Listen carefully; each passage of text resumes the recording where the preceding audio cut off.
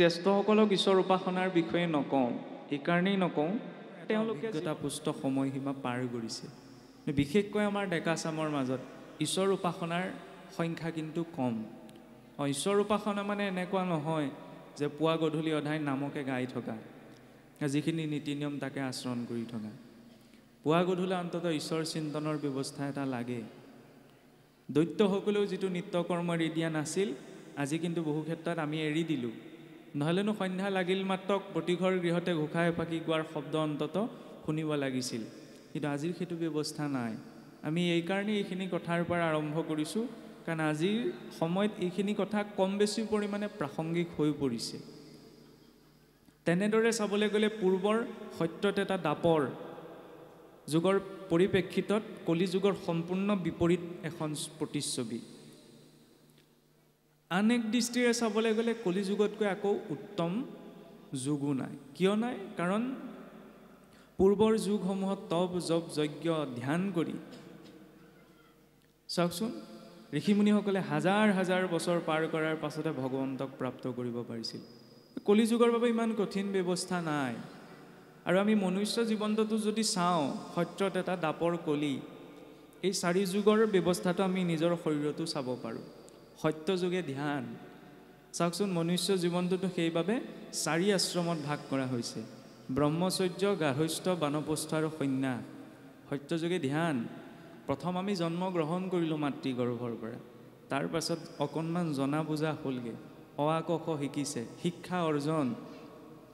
গুৰুৰ পৰা প্ৰয়োজনীয় শিক্ষা অৰ্জনৰ অৱস্থা হৈছে ব্ৰহ্মচৰ্য। সেইখিনি সময়ত ধ্যান লাগিব।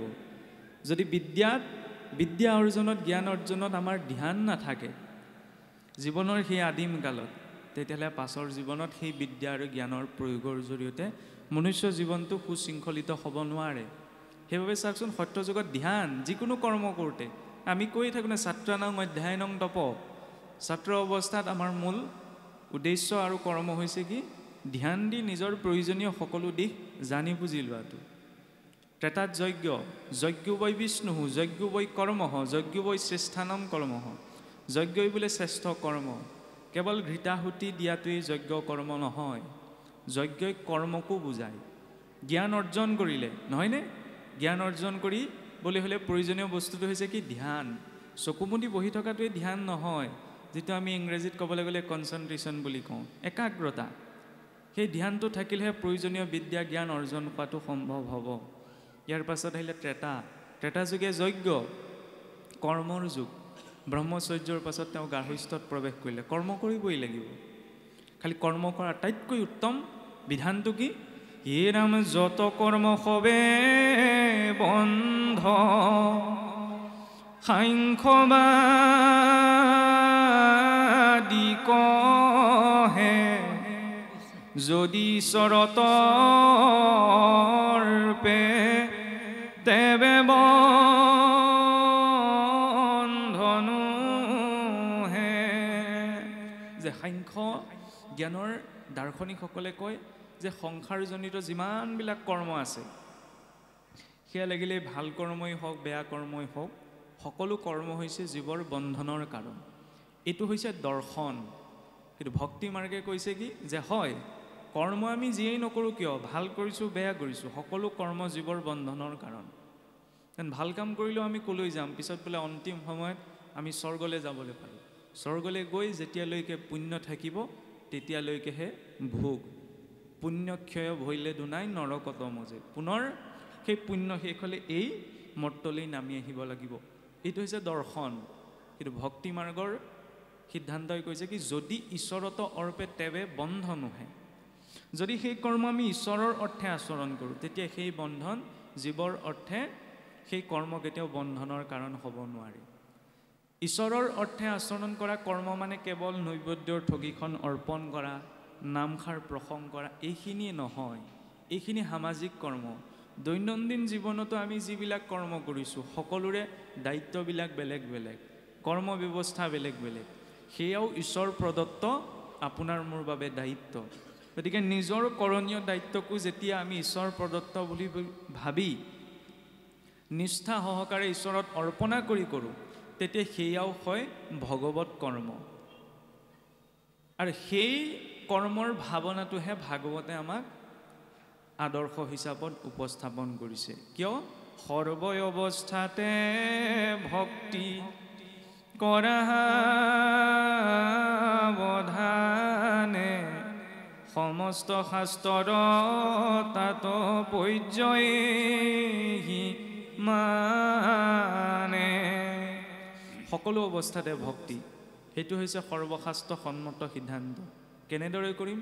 নিজৰ দায়িত্ব কৰ্ম হ'ব ঈশ্বৰৰ অৰ্পণাৰ জৰিয়তে। সেইবাবে ত্ৰেতাত যজ্ঞ, দাপৰত কি আহিলে? পূজা, সেই কৰ্মৰ বিশ্লেষণ। গাহস্থৰ পাছত বানপ্ৰস্থত যেতিয়া প্ৰৱেশ কৰিব, চাবচোন, যেতিয়া গৃহ আশ্ৰমখনত প্ৰৱেশ কৰি গৃহ আশ্ৰমখনৰ যাৱতীয় যিখিনি সাধাৰণ দায়িত্ব, যে ঘৰ দুৱাৰ বনোৱা বা সন্তান উপাৰ্জন কৰা ইত্যাদি, এই কৰ্মৰখিনিৰ পৰা এজন ব্যক্তি যেতিয়া ক্ৰমাৎ সাধাৰণ অৰ্থত আজৰি হয়গৈ, তেতিয়া তেওঁ চিন্তা কৰে যে এতিয়া আৰু এফালৰ পৰা মোৰ কিছুমান দায়িত্ব শেষ হৈছে। তেতিয়া তেওঁ আত্মচিন্তনত আগবাঢ়ে। আগচোৱা আত্মচিন্তনত ইমান সহজভাৱে নোৱাৰে, কাৰণ সময় নাপায় আজিৰ যুগততো বিশেষকৈ। গতিকে পূজাৰ সময়, পূজাত কি কৰা হয়? পূজা মানে কেৱল ফুল তুলসী দি থকাটো এইটো পূজা নহয়। পূজা সেইটো মাধ্যম, যিটো মাধ্যমৰ জৰিয়তে আমি ভগৱন্তৰ সৈতে যুক্ত হওঁ। যিদৰে অতিথি এজন আমাৰ গৃহলৈ আহিলে আমি কি কওঁ? নতুনকৈ যেতিয়া অতিথি এজনক দেখোঁ, বোলে হয় পালেহিনে, মাতষাৰ দিলোঁ, হাত মুখ ধুবলৈ ঘটিটোত পানী এঘটি উলিয়াই দিলোঁ, বোলে আহক আহক, আহি পেলাই বহিবলৈ দিলোঁহি, নহয়নে? বহাৰ পিছত আমি চাহকণ দিলোঁ, তামোল দিলোঁ, জলপান দিলোঁ, এইটো ব্যৱস্থা। এতিয়া পূজাটো কি কৰা হয়? পূজা মানে সাংঘাতিক কিবা এটা নহয়। ভক্তজনে সন্মুখৰ আসনত ভগৱন্ত আছে বুলি ভাৱনা কৰিলে। কেনেদৰে ভাৱনা কৰিব? ভাৱগ্ৰাহী জনাৰ্দন। যুক্তি তৰ্কৰে আমি ভগৱন্তক জানিব নোৱাৰোঁ। তেওঁক জনাৰ আটাইতকৈ উত্তম ব্যৱস্থাটো হৈছে ভাৱ। ভক্তজনে যেতিয়া ভগৱন্তৰ সেই আসনৰ সন্মুখত বহে, তেতিয়া তেওঁ ভাৱ কৰিব লাগে যে সন্মুখত ভগৱন্ত আহি বহিছেহি। বহাৰ পাছত কি কৰিব? তেওঁ স্বাগতাৰ্থে, যদি তেওঁ গন্ধপুষ্প, স্বাগতাৰ্থে ইদং পুষ্পম, ইমানখিনি ক'ব নালাগে যে গন্ধপুষ্প দিয়ে। প্ৰভু তোমাক স্বাগতম জনাই এই গন্ধপুষ্পপাত দিছোঁ। ভৰি ধুবলৈ জল, সেইটোকেইটো চাওকচোন, ভাগৱতৰ আৰম্ভণিৰ পৰা শেষলৈকে কোনোবা এজন ঋষি কাৰোবাৰ ওচৰলৈ আহিছে, কি বুলি আৰম্ভ কৰিছে? যে পাদ্য অৰ্ঘ্য আচমনিয়ে পুজিলা সৰৰ্ঘে। এই যে পাদ্য অৰ্ঘ্য আচমনি, এই তিনিটা কি বস্তু? ভগৱন্তৰ আগমনেই হওক, ঋষিসকলৰ কোনোবা সন্ত মহন্তৰ আগমনেই হওক, ভাগৱতৰ প্ৰতিটো শাৰীতে এটা প্ৰসংগ আহে যে পাদ্য অৰ্ঘ্য আচমনি দি তেওঁক বোলে অৰ্চনা কৰিলে। পাদ্য, পাদ্য মানে ভৰি ধোৱা জল, অৰ্ঘ্য মুখ ধোৱা জল হৈছে অৰ্ঘ্য, আচমন মুখ প্ৰক্ষালন কৰা জল হৈছে আচমন। চাবচোন, আমাৰ দীক্ষিত বৈষ্ণৱসকলে কি কৰে? মুখখন কিবা এটা খোৱাৰ আগত বা খোৱাৰ পাছত 3 বাৰ প্ৰক্ষালন কৰে। কিয়? সংসাৰত 3 তাপ আছে, আধি দৈবিক, আধি ভৌতিক আৰু আধ্যাত্মিক। সেই ত্ৰিতাপৰ নিবৃত্তি হয় সেই 3 বাৰ আচমনত, 3 বাৰ জলপান কৰোঁতে। সেইটো হৈছে দৰ্শন। পাদ্য অৰ্ঘ্য আচমনি দি ভগৱন্তক সাধ্য অনুসাৰে ধূপ, তৈল, প্ৰদীপ, তেলৰ চাকি গছৰটো ভগৱন্তৰ প্ৰয়োজন নাই, কিন্তু কিয় দিয়ক? সেয়া ভক্তজনৰ ভাৱ, ধন্যবাদ হিচাপে ভগৱন্তক অৰ্পণ কৰে। সেইখিনি বিশ্লেষণ কেতিয়া আহিব? ত্ৰেতাত। সেইবাবে ত্ৰেতাৰ যুগ ধৰ্ম কি? পূজা। কলিত শৰীৰ কীৰ্তন বিনাই আউৰ নাহিকে দুজা। এই চকুৰে যেতিয়া দেখিবলৈ লাহেকৈ কম হ'বগৈ, শৰীৰজনিত যেতিয়া ব্যাধিবিলাকে লগ দিবগৈ, তেতিয়া আৰু এই ধ্যান, যজ্ঞ, পূজা এইখিনি আচৰণ কৰাৰ এটা এনেকুৱা এটা পৰ্যায় আহি পৰে, আচৰণ কৰাৰ সামৰ্থ্যতা শৰীৰত নাথাকেগৈ। সেইকাৰণে অন্তিমত শ্ৰেষ্ঠ ধৰ্ম কি দিলে? কলিত নাম। চাবচোন, এতিয়া 3য় স্কন্ধত প্ৰসংগ ওলাবগৈ। কেতিয়াবা মনুষ্য জীৱনত এনেকুৱাও দিন আহে যে যি পুত্ৰ ভাৰ্যাৰ অৰ্থে গোটেই জীৱনটো ধৰি লওক উদযাপন কৰা হ'ল, কিন্তু যেতিয়া বৃদ্ধকালত একেবাৰে অৱস হৈ পৰা যায়, সেই পুত্ৰ ভাৰ্যাই বোলে গেঙেৰণি দিয়ে। আমাৰ একদম সহজ ভাষাত ক'বলৈ গ'লে এইটো আমি আশা কৰা নাই, কিন্তু কেতিয়াবা যে দেখা যায়। কিয়? সেইটো সংসাৰৰ প্ৰকৃতি। গতিকে সেইখিনি সময়ত আপোনাৰ নিজৰ মনটোও অৱস হৈ পৰিবগৈ কিবা এটা প্ৰয়োজনীয় বস্তু বিচাৰিবলৈ, আৰু আমাৰ আশে পাশে থকা ইষ্ট মিত্ৰ কুটুম্ব পৰিয়ালৰ লোকসকলো হয়তো অসমৰ্থ হ'ব পাৰে, কাৰণ এজন ব্যক্তিৰ লগতে লাগি থাকিবলৈ আজিৰ যুগত বিশেষকৈ কাৰো সময় নাই। সেইটো আমি ক'বই নালাগে, চকুৰে আমি সকলোৱে দেখিছোঁ। তেতিয়াহ'লে সেইখিনি সময়ত একমাত্ৰ সাধন ভগৱন্তৰ নামেই। যেতিয়া আমি এটা সিদ্ধান্ত স্পষ্ট যে আপুনি মই জীৱনত ভাল মানুহ হ'ব পাৰোঁ, বেয়া মানুহ হ'ব পাৰোঁ, ধাৰ্মিক অধাৰ্মিক হ'ব পাৰোঁ, জ্ঞানী হ'ব পাৰোঁ, অজ্ঞানী হ'ব পাৰোঁ, এইবিলাক আমাৰ স্বভাৱগত প্ৰকৃতি। কিন্তু প্ৰত্যেক মনুষ্যই জীৱনত সেইটো দিন পাব যিটো দিনত আমি অন্তিম শয্যাত পৰিব লাগিব। সেইটোতো ধ্ৰুৱ সত্য নহয়নে? বাকী জীৱনত কি পাওঁ নাপাওঁ সেইবিলাক আমাৰ নিজৰ কৰ্ম ব্যৱস্থাৰ কথা। সেই দিনটো যেতিয়া আমাৰ জীৱনলৈ আহিবই, গতিকে সেই অৱস্থাটোৰ সন্মুখীন হ'বলৈ প্ৰয়োজনীয় সাধনকণ গোটাই দিয়ে ভাগৱতে। অন্ধ মানুহ এজনে যেতিয়া প্ৰথম দেখিবলৈ আৰম্ভ কৰে, তেতিয়া চাবচোন তেওঁ প্ৰথম পৰিত্যাগ কৰে সেই লাখুটিডালৰ, যিডাল লাখুটিক ধৰি আজি অতদিনে তেওঁ ঘূৰি ফুৰিছিল। নতুনকৈ যেতিয়া তেওঁ চকুৰে দেখিবলৈ আৰু প্ৰথমতে লাখুটিডালক পেলায়। ঠিক তেনেদৰে সংসাৰৰ প্ৰকৃতিও এনেকুৱা। সংসাৰত আমি যাক যাক আশ্ৰয় কৰি আছোঁ, যিদিনা তাতকৈ অধিক কিবা এটা পাই যাম, প্ৰথম সেই আটাইতকৈ ওচৰত থকা জনেৰে পৰিত্যাগ হয়। এইটো আটাইতকৈ কঠিন বাস্তৱ। আৰু সেই বাস্তৱতাটোত পৰি যাতে আপুনি মই হায়ৈ বিয়ৈ কৰি কান্দিব লগা নহয়, তাৰ বাবে মানসিকভাৱে প্ৰস্তুত কৰে ভাগৱতে। এটা কথা ঠিক, ভাগৱতে আমাক ধনো নিদিয়ে, মানো নিদিয়ে, পদো নিদিয়ে, মৰ্যাদাও নিদিয়ে, সম্পত্তিও নিদিয়ে, একো নিদিয়ে। সেইকাৰণে ভাগৱতৰ আৰম্ভণিতে কৈছে যে ভাগৱত কি? পৰীক্ষিত মুখ্য কথা দ্বাদশ স্কন্ধৰ। যে এজন ব্যক্তি মহাৰাজ পৰীক্ষিত, তেওঁৰ মুখ্য কথা। মুখ্য মানে কি? মৃত্যুৰ পাছত যিটো সদগতি। ভাগৱতত কাৰ বিষয়ে কোৱা হৈছে? আমি ইয়াত কৈছোঁ যে ইয়াত জ্ঞান আছে, বিজ্ঞান আছে, তদংগ আছে, ৰহস্য আছে, এয়া ভাগৱতৰ তত্ত্ব কথা। কিন্তু মূলতঃ 12 স্কন্ধ ভাগৱতে কাৰ কথা কৈছে? মহাৰাজ পৰীক্ষিতৰ মুখ্য কথা। তেতিয়াহ'লে ভাবি চাওকচোন, ভাগৱতৰ আৰম্ভণিৰ পৰা শেষলৈ তেতিয়াহ'লে এজন ৰজাৰ কেনেকৈনো তেওঁ মুক্তি পাইছিলে সেই বিষয়েতো বিশ্লেষণ আছে। গতিকে তাৰ পৰানো আমাৰ শিকিবলগীয়া কি হৈছে? জীৱনৰ আটাইতকৈ শিকিবলগীয়াখিনি তাৰ পৰাই আছে। কিদৰে আছে? মহাৰাজ পৰীক্ষিতৰ মৃত্যু চাওক, যে তেওঁ 7 দিন 7 ৰাতিৰ ভিতৰত তক্ষকে দংশন কৰিব বুলি অভিশাপ পাইছে। আৰু সেইমতে শুকদেৱৰ ওচৰত তেওঁ 7 দিন 7 ৰাতি ভাগৱত শুনাৰ পাছত তক্ষক আগমন ঘটিছে আৰু তক্ষকে তেওঁক দংশন কৰিছে। তাৰ পাছতহে তেওঁক কিন্তু শৰীৰ এৰিছে। তেতিয়াহ'লে আপুনি মই ইমান ভাগৱত শুনি থকাৰ কি লাভ? যদি জীৱনত পাব লগাটো পাবলগীয়াই আছে। ৰজা পৰীক্ষিতক তক্ষকে দংশন কৰিব বুলি অভিশাপ পাইছিলে, তক্ষকে গৈ তেওঁক দংশন কৰিলে আৰু সেইমতেই তেওঁ মৃত্যুক আঁকোৱালি ল'লে। তেতিয়াহ'লে চাবলৈ গ'লে ভাগৱত শুনি কি লাভ হ'লনো? একোতো লাভ নহ'ল। কিন্তু তাৰ অন্তৰ্দৰ্শনতে আমি লাভটোক বিচাৰি পাওঁ। মহাৰাজ পৰীক্ষিতে মৃত্যুক সেই ভয় ৰূপত গ্ৰহণ কৰা নাছিল। আমি যদিও মানুহে কওঁ যে মোৰ আৰু মৰিবলৈ ভয় নাই, কিন্তু ব্যক্তিগতভাৱে মোৰ নাথাকিবগৈ পাৰে, কাৰণ বয়সত এনেকুৱা এটা অৱস্থা আহে যিটো সময়ত মানে সকলো জীৱনৰ প্ৰায়খিনি সুখ দুখ সকলো দেখাৰ পাছত মানে অকণমান বৈৰাগ্যও উপজেগে যে আৰু একো ইচ্ছা নাই আৰু এতিয়া মই ধুনীয়াকৈ মৰিব পাৰোঁ। কিন্তু হ'লেও চাবচোন, নিজৰ ঘৰখনৰ প্ৰতি, ল'ৰা ছোৱালীকেইটাৰ প্ৰতি চিন্তা এটা থাকেই। সেইটো সংসাৰৰ প্ৰকৃতি। আৰু সেই ভয়টো থকাৰ বাবে সাধাৰণ জীৱৰ মুক্তি সম্ভৱ নহয়। মিছা বিষয়ক মাত্ৰ কৰে অভিলাষ, সিহেতু নেদেখে নৰে আপোন বিনাশ। দিন ভৈলে ধন কুটুম্বৰ চিন্তা কৰে, নিদ্ৰাশ্ৰিয়ালাপনে ৰাত্ৰি আয়ুষৰে। শুনিবলৈ বেয়া হ'লেও আমি সকলো বিষয়তে আছোঁ। বিষয়ত এৰি পেলাই জীৱনটো যাপন কৰা সম্ভৱ নহয়। সংসাৰ প্ৰকৃতিটো কি? দিনক দিনে আয়ু টুটি গৈ আছে, আমি গম পোৱা নাই। কম ডাঙৰ বাস্তৱিকতা নে? দিনক দিনে দিন বাগৰি গৈ আছে, ঘণ্টাৰ পাছত ঘণ্টা বাগৰি গৈ আছে, কাৰণে আমি মৰিবলৈকে গৈ আছোঁ, কিন্তু আমাৰ সেইটো চেতনাত নাই। সংসাৰ আটাইতকৈ কঠিন সত্য এইটোৱেই যে আমি সকলো জীৱ মৰিবলৈ আগবাঢ়ি আছোঁ, কিন্তু আমাৰ সেইটো চেতনা নাই যে মৰিবলৈকে গৈ আছোঁ। আজিৰ দিনটো পাৰ হৈ গ'ল আৰু অনন্ত কোটি জীৱন ভ্ৰমণ কৰিলেও এই দিনটো আকৌ জীৱনত কাহানিও ঘূৰি নাহে। কম ডাঙৰ কথা নে? ইয়াতকৈ আৰু চমৎকাৰ কি হ'ব পাৰে যে ঈশ্বৰে আপোনাক মোক জীয়াই থাকিবলৈ ইমান এটা দীঘলীয়া সময় দিছে। গতিকে এইকণ সময় আমি চিন্তা কৰিবলৈ দিছে। অন্য জীৱ আৰু মানুহৰ মাজত এইখিনিতেই পাৰ্থক্য।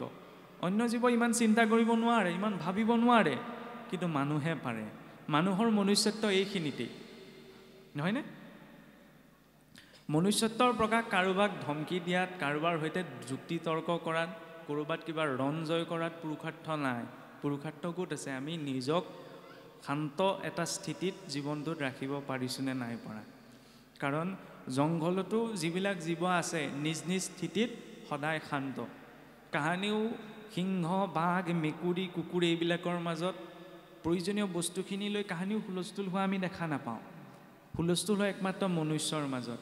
কাৰণ মনুষ্য হৈছে অতৃপ্ত। অতৃপ্ত হোৱাটো স্বাভাৱিক যে আমি চঞ্চল ইন্দ্ৰিয়সমূহ লৈ আছোঁ। এতিয়া এই চঞ্চল ইন্দ্ৰিয়সমূহক লেকামডাল লাগে। কিয় লেকাম লাগে? কাৰণ আপোনাৰ গৃহত যদি কাম কৰিবলৈ, শুনিবলৈ এইটো অকণমান অশোভনীয় হ'ব পাৰে, কিন্তু বুজাবলৈহে ব্যৱহাৰ কৰা হৈছে। আপোনাৰ গৃহত যদি আপোনাৰ যাৱতীয় কামত সহায় কৰিবলৈ আপুনি ব্যক্তি এজনক নিয়োগ কৰি ৰাখিছে, তেতিয়াহ'লে সেই ব্যক্তিজনে নিশ্চয় আপোনাৰ মতেই চলিব লাগিব, নহয়নে? কিবা এটা কৰিবলৈ গ'লে সহায় কৰি দিব লাগিব। কিন্তু সেই কামত নিয়োগ কৰা ব্যক্তিজনে যদি আপোনাৰ কথা নুশুনি নিজৰ মতে কৰে, তেতিয়া বাৰু আপুনি পৰাধীন হৈ নপৰিবনে? আপুনি ভাল পাবনে? কেতিয়াওতো নাপায়। বুলিব মইহে মোৰ এই কামখিনি সহায় কৰিবলৈ ৰাখিছোঁ, এওঁচোন মোৰ কথা নুশুনা হৈ পৰিলে। ঠিক তেনেদৰে এই বাহ্যিক জগতখনত যিদৰে আমি স্বাধীনতাটো বিচাৰোঁ, সেই স্বাধীনতাটো আন্তৰিক জগতখনতো প্ৰয়োজন। কেনেদৰে? কাৰণ মই আৰু মোৰ ইন্দ্ৰিয়সমূহ হৈছে মোৰ চাকৰ। মনটো, চকু, কাণ, নাক, মুখ, জিভা, যত যিমান ইন্দ্ৰিয় আছে এই সকলো হৈছে আপোনাৰ মোৰ চাকৰ। এতিয়া মালিকৰ মতে চাকৰ চলিব লাগে নে চাকৰৰ মতে মালিক চলিব লাগে? নিশ্চয়কৈ মালিকৰ মতে চাকৰ চলিব লাগে। কিন্তু আমাৰ কি হয়, আমি বাহিৰত স্বাধীনতাটো বিচাৰোঁ। কাৰোবাৰ আগত আমি অকণমান নিজৰ স্বাধীনতাৰ কথা আহিলে আমি হুলস্থুল কৰোঁ, ডাঙৰ ডাঙৰ আন্দোলন কৰোঁ। ঠিক আছে, সেইখিনি বাহ্যিক দিশটো। কিন্তু যেতিয়ালৈকে আমি বাহ্যিকত স্বাধীনতা পালেও নিজৰ আন্তৰিকভাৱে স্বাধীন হ'ব নোৱাৰোঁ, তেতিয়ালৈকে আমাৰ প্ৰকৃত স্বাধীনতা কোনো প্ৰকাৰে সম্ভৱ নহয়। সেইবাবে যেতিয়া কশিপুৱে কৈছিল, প্ৰহ্লাদে ভগৱন্তৰ কথা ইমান দাংকোপ মাৰি পেলাই কৈ আছিল যে ভগৱন্ত এনেকুৱা, ভগৱন্তক ভজন, তেতিয়া কশিপুৱক খং উঠিলে, ক'লে তোৰ ভগৱাননো কি ডাঙৰ বস্তু? তই চাহ চকু মেলি যে ময়েই গোটেই স্বৰ্গ মৰ্ত পাতাল একেবাৰ গৈয়ে, বাৰে বাৰে গৈও নহয়, একে ৰথে গৈ তিনিও জগত মই জয় কৰিলোঁ। মোতকৈ আৰু শক্তিশালী কোন আছে? ভক্ত প্ৰহ্লাদে কৈছিল যে নিজিনি শৰীৰৰ শত্ৰুচয় জিনিলো তিনি লোক বুলি কয়। পিতৃ, তোমাৰ আচল শত্ৰুসকল তোমাৰ শৰীৰতেই আছে। কাম, ক্ৰোধ, লোভ, মোহ, মদ, মাচৰ্য, তুমি এইখিনিকেই জয় কৰিব পৰা নাই। তাৰপিছত তুমি সেই ইন্দ্ৰাসন জয় কৰাৰ পাছতো কি লাভ হ'ব? তোমাৰতো ভিতৰত শান্তিটো এতিয়াও নাই। তুমি ত্ৰিভুৱন জয় কৰিলা, তুমি জানো শান্তিটো পাইছা? নাই পোৱা। ঠিক তেনেদৰে প্ৰকৃত শান্তিটো ক'ত আছে? এই নিজৰ মালিকী স্বত্বটোক অনুভৱ কৰা। আপুনি মোৰ মতে চলিব লাগিব, এইটো মালিকী স্বত্ব নহয়। শৰীৰত যিমানখিনি ইন্দ্ৰিয় প্ৰবৃত্তি আছে তাৰ মালিক হৈছোঁ মই। মনটোৱে বেয়া এটা খাবলৈ ক'ব, কিন্তু নাখাওঁ, কাৰণ তাৰ এটা বেয়া প্ৰভাৱ আছে। এইখিনি সময়ত যিডাল লেকামৰ শক্তি, সংযমৰ, সেই সংযমৰ লেকামডালে আপোনাক মোক প্ৰকৃততে স্বাধীন কৰে। আৰু যিদিনা অন্তৰত স্বাধীনতাটো প্ৰকাশ পায়, তেতিয়া বাহ্যিকভাৱে আপুনি পৰাধীন হৈ থাকিলেও আপোনাক একোৱে প্ৰভাৱ পেলাব নোৱাৰে। ভক্ত প্ৰহ্লাদে দৈত্য ৰাজ্যতহে ভক্তি কৰিছিল। আজিকালিতো তেনেকুৱা দৈত্য নাই।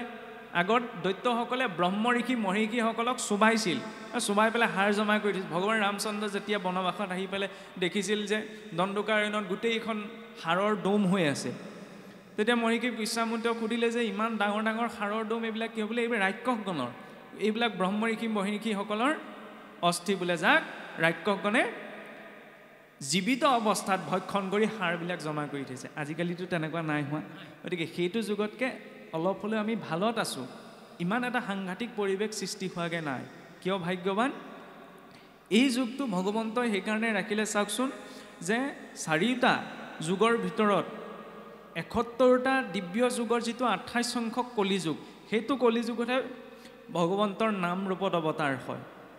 ইয়াৰ আগত যিমানবিলাক কলিযুগ পাৰ হৈ গ'ল, সেই বিলাক কলিযুগত কিন্তু ভগৱন্তৰ নামৰ প্ৰকাশ হোৱা নাই আৰু এই কলিযুগৰ মাত্ৰ 5000 বছৰৰ বাবেহে 10000 বছৰৰ বাবেহে ভগৱন্তৰ নাম এই ধৰাধামত থাকিব এইটো হৈছে ভক্তি মাৰ্গৰ সিদ্ধান্ত ইতিমধ্যে কলিযুগৰ 5000 বছৰ পাৰ হৈ গৈছে আৰু 5000 পাছত ভগৱন্তৰ নাম নাথাকে এই যে ভক্তিৰ যিডাল গ্ৰাফ আগবাঢ়িছে চাওকচোন আজিৰ খুব কম সময়ৰ ভিতৰত ভক্তি মাৰ্গত বহুত লোক সহজতে বহুত আগবাঢ়ি গৈছে কিন্তু সময়ত এই কলিযুগত এনেকুৱা এটা অৱস্থাও আহিব লাহেকৈ এই গ্ৰাফডাল তললৈ নামিব গতিকে ধীৰে থকাটো সংযমিতাটো নিজৰ ভিতৰত বৰ্তাই ৰখাটো আটাইতকৈ ডাঙৰ কথা যিদিনা আমি নিজৰ ভিতৰত নিজৰ স্বাধীনতাটো বৰ্তাই ৰাখিব পাৰিম সেইফালে আমি দৈত্য ৰাজ্যত থাকিলেও আমাক একোৱে প্ৰভাৱ পেলাব নোৱাৰে যিদৰে ভক্ত প্ৰহ্লাদক নোৱাৰিছিল